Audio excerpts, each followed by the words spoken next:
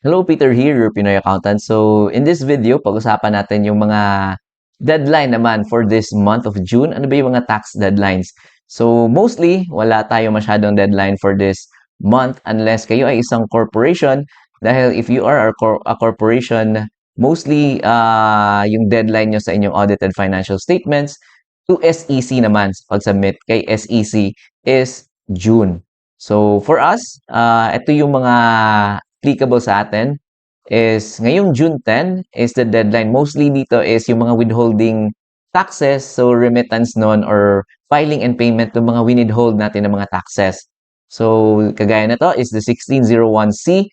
So, that is for the compensation. So, if may mga employees kayo and for the month of May, nag-withhold tayo ng kanilang income tax for their compensation. So, yung pag-file niyan and pagbayad niyan kay BIR is using the 1601C. So that is the withholding tax on compensation. So next naman is yung 0619E or that is for the expanded withholding tax. So mostly ang applicable dito is ever we are renting our space or nagli-lease tayo ng office space. So pagbayad natin doon sa ating lessor is dapat may withholding kasi yan. I-withhold na natin ng 5% yung rent payments natin. So, that is for the month of May. So, yung minidhold natin na portion doon is sa June natin i-remit or ipa-file and payment na din kay BIR. So, that is using the 0619E or that is the expanded withholding tax. So, next natin is the 0619F. So, mostly this is applicable lang sa mga banks. So, yung interest to, yung final withholding tax nung interest on bank deposits. So that is 20%. So if pansin niyo yung sa bank statement niyo, yung interest income is may withholding yon na 20%. So yung mga banks ay gumagamit nitong 0619F sa kanilang pag file and pay nung final withholding tax doon sa interest on the deposits. So again, yung deadline niyan is June 10. So last but not the least naman is yung recent natin na pinag-usapan about dun sa VAT, withholding of VAT dun sa mga especially dun sa mga non-resident digital service providers kagaya ng Google, Meta, Canva. So if ever na nag-declare kayo na you are doing business in the Philippines, so kailangan kayo yung mag-withhold ng VAT portion na yun na 12% and kayo din yung magre-remit. So, yung deadline niyan, again, that is every 10th, I think 10th of the month, the 1600 VT. So, kaka-start pa lang yan nung June tayo, if ever nag-withhold tayo nung sa June na payment. So, sa July na natin gagamitin yung 1600 VT. So, that is for the filing and payment of the withholding of the VAT portion doon sa mga digital service providers. So, yun lang yung mga tax deadlines natin for June. So, wala tayo masyadong deadline. So, hindi tayo masyadong stress, kumbaga, di ba? So, i-add ko lang, aside sa tax deadlines,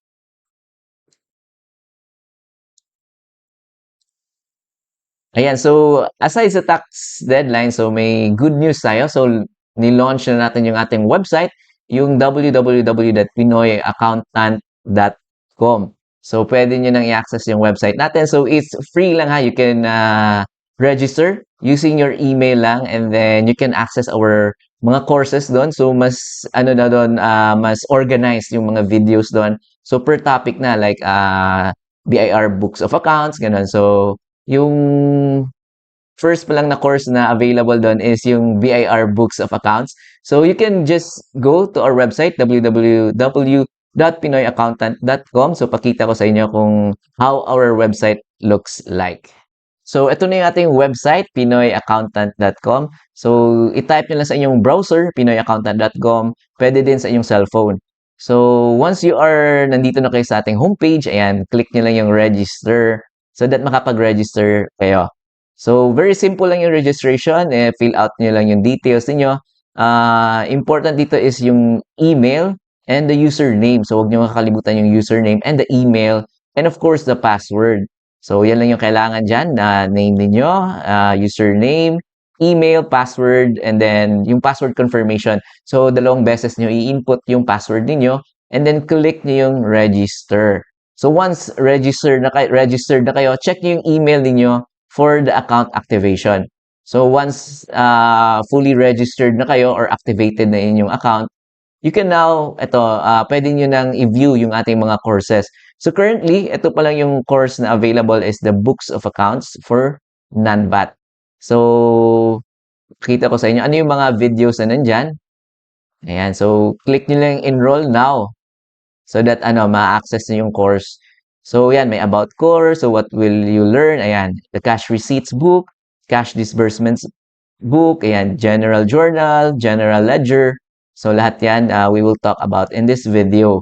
So yung nakaganda dito is naka-organize na yung mga topics unlike dun sa YouTube na 'di ba masyadong madaming video, so sometimes nalilito tayo ano ba yung kailangan nating videos to watch. So dito naka-organize na yan. Ito yung kailangan yung unang you should watch first itong introduction to the 4 books of accounts. Ayan, how to register dun sa Orus, creating your chart of accounts, how to record in cash receipts book, and how to record in cash disbursements book, and how to record in general journal, how to record in general ledger, and when and how to issue your invoice. So, lahat yan ma-access nyo using our website is for free. Ayan, free. Yung nakaganda dito is free lang yung pag-access natin ng ating website. And anytime kailangan yung if may internet connection kayo, kahit cellphone, pwede nyo ma-access yung website natin. Ayan. So, yan lang, i-view nyo yung course list.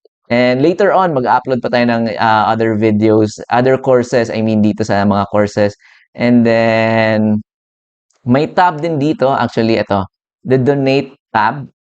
So, if you would want to help our mission, in our mission of providing itong mga free na accounting and bookkeeping and itong mga BIR tax compliance na mga videos, you can go dito sa ating donate na tab.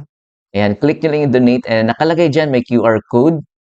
So, scan nyo lang yung QR code. So, yung nakaganda dito sa ating QR code is you can use GCash, Maya, or yung mga banks ninyo.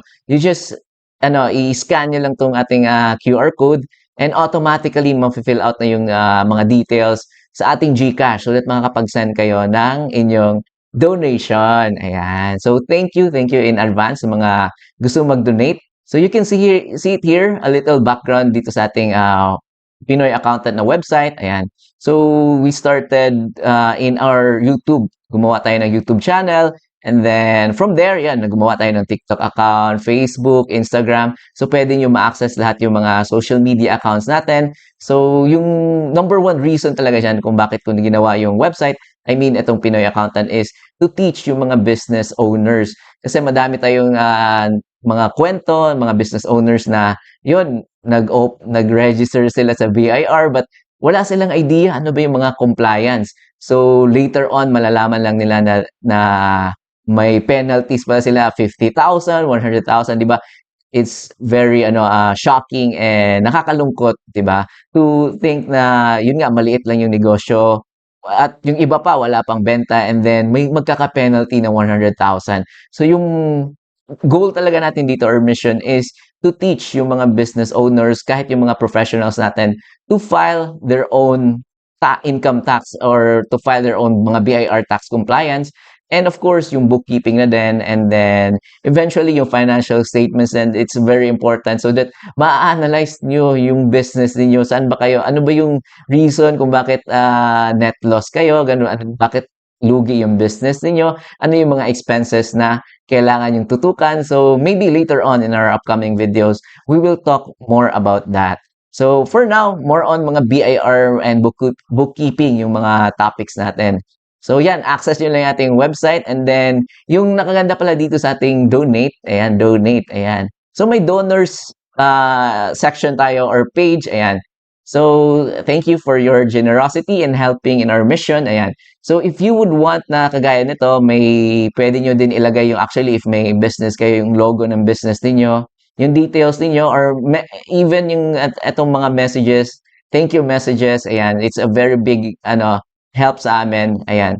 So, if you would want na to showcase, ano ba tawag yan, showcase, or if you would want to leave a message, ayan, so email nyo lang ako dito sa donate@pinoyaccountant.com. So, once na nakapag-donate kayo, ayun, send nyo lang yung inyong screenshot, and then kung may mga messages kayo or gusto nyo ilagay yung logo ng business nyo, pwede natin gawin dito sa ating donors section ng ating donate page. So, yun lang yung ating video. Ayan, di ba? So, it's me, Pinoy Accountant Peter, your Pinoy Accountant. So, I'm a certified public accountant here in the Philippines. So, ito, again, ito yung ano ko sa inyo, konting hiling, yan. If ever na may mga extra kayo na so that we can maintain our itong website natin sa pag-create ng mga free videos and tutorials. So, malaking bagay and malaking tulong yun sa akin so that patuloy tayo makakatulong doon sa mga nangangailangan, especially sa mga business owners. So again, yun lang ating video, and thank you in advance sa mga gusto mag-donate dyan. My name is Peter again, your Pinoy Accountant, and thank you for watching, and I'll see you again next time.